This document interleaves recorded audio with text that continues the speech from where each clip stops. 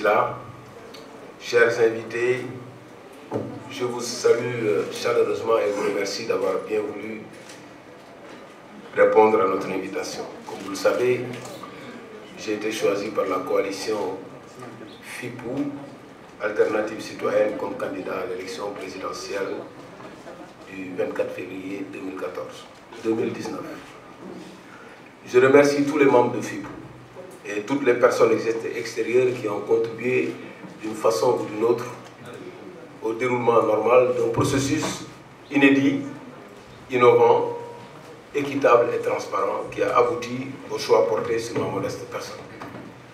Je voudrais tout particulièrement remercier, féliciter et encourager le professeur Sylla qui est à mes côtés, qui a été mon challenger pour son fair play et son soutien spontané. J'accepte solennellement cette désignation avec humilité et détermination.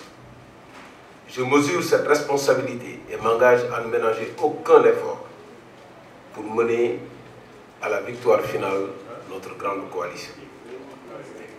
Depuis ma déclaration d'engagement politique du 15 mai 2018, au nom du mouvement politique Yewwi Ngir Jëriñ Sénégal, je me suis évertué à rechercher le plus large consensus avec l'opposition pour faire face au régime actuel dont l'échec est patent.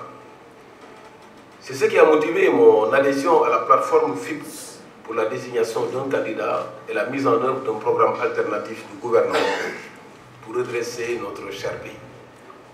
L'approche PEC, programme, équipe, candidat, adoptée par la coalition FIPOU, a permis d'enregistrer des avancées significatives en termes de programme de gouvernance et d'équipe pour les conduire.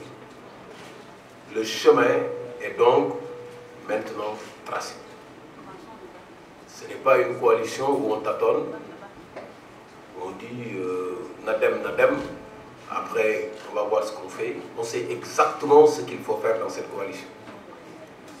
La prochaine étape est la tenue de la convention d'investiture en novembre prochain.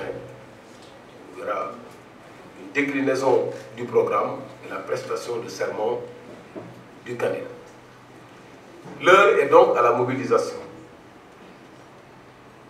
car l'État est absent quand il s'agit de résoudre les problèmes des Sénégalais. Le peuple est livré à lui-même, il est abandonné.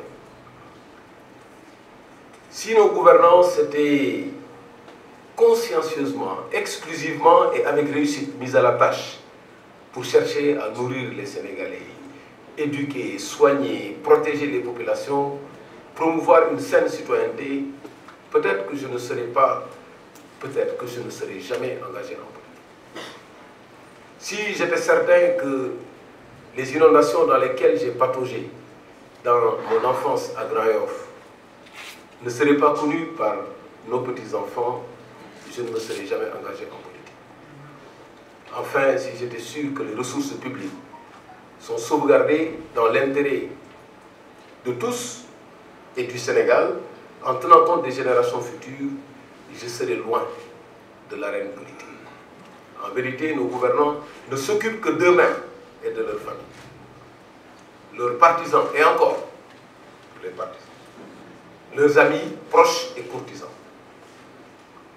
Ne constatez-vous pas que l'éducation, la santé, la sécurité sont non seulement négligées, mais sont de fait privatisées?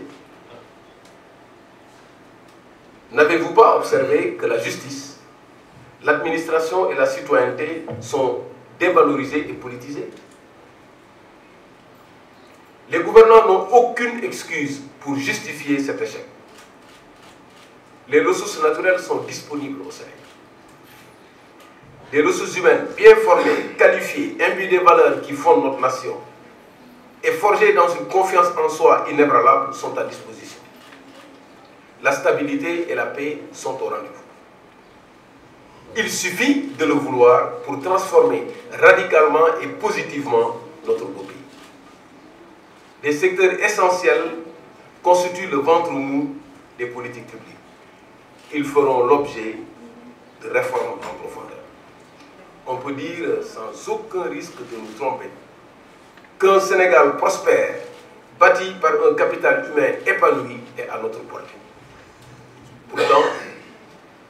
Pourtant, les Sénégalaises et les Sénégalais souffrent. Chacun, en silence, dans les maisons, les ateliers, les entreprises, les marchés, les administrations, les hôpitaux, les rues, les écoles, les prisons, les daras, les champs, la diaspora, sur les routes, en mer, dans les pirogues de l'aventure vers Barça ou Barsakh. Partout, les Sénégalais souffrent. Par dignité et par pudeur, chacun d'entre nous cache sa souffrance et fait semblant de s'en sortir. Cette lame de fond ne peut pas être enveloppée par le brouhaha et la clameur que nous servent les gouvernants, qui se sont bouchés les oreilles et qui ont mis des œillères. Ils ne veulent ni entendre la clameur du peuple, ni se soucier de sa détresse. Cette souffrance n'est pas suffisamment portée, amplifiée et relayée sur la place publique. Pourtant, la situation est tellement dure pour ce peuple, tout secteur confondu, qu'il ne retrouve plus la voie empruntée. C'est pourquoi il nous recommande ceci: ne dédaignez pas la politique, mais faites-la autrement dans l'intérêt exclusif du peuple. Une voix intérieure me dit: porte la voix du peuple qui souffre de l'abandon. Sois la voix des sans-voix. Trace et emprunte avec tous le chemin du bonheur du peuple réduit au silence. Sois la voix des sans-voix contre les prédateurs sans foi ni loi. Je ne peux pas rester sourd à cette interpellation. J'accepte donc d'être le porte-voix qui montre la voie et qui s'engage de façon irréversible, sans hésitation, sans tâtonnement, sans rancune, sans revanche, avec professionnalisme, désintéressement et humanité. C'est mon devoir de remboursement pour les bienfaits tirés de la sueur du peuple qui dicte mon engagement patriotique. Formons ensemble le rêve de faire retrouver le bonheur aux Sénégalais et de rétablir leur dignité. Le vrai bonheur cette fois-ci, pas celui des vendeurs d'illusions. Pour ce faire, au cours d'un mandat de rectification durable, l'autorité et les capacités d'intervention de l'État seront renforcées dans le cadre d'un territoire bien aménagé. La dépendance vis-à-vis de l'extérieur sera réduite et la sécurité des citoyens garantie. La terre, l'eau, les infrastructures, les transports seront gérés avec compétence et sérieux. La promotion du mérite sera de rigueur, les dépenses publiques seront rationalisées, la politique s'arrêtera à la porte de l'administration. Le cadre politique, institutionnel, légal, social et environnemental sera revu pour assurer par le biais d'une constitution consensuelle avec comme référentiel l'esprit et les orientations des assises nationales ainsi que les recommandations de la Commission nationale de réforme des institutions. Réduction des pouvoirs du président de la République. Transparence dans les règles de dévolution du pouvoir. État de droit. Séparation effective des pouvoirs. Paix sociale, environnement sain des affaires et bonne gouvernance. Prévention contre les détournements des deniers publics et la sauvegarde des biens publics. Les institutions seront réadaptées aux besoins et aux moyens de l'État. Le rayonnement international du Sénégal et les efforts pour l'unité africaine seront au cœur de notre diplomatie. La justice sera arrachée des griffes de la politique. Le travail sera valorisé à travers, d'une part, une entreprise compétitive et d'autre part, un travailleur aux revenus décents, accédant à l'habitat social et bénéficiant d'une retraite convenable.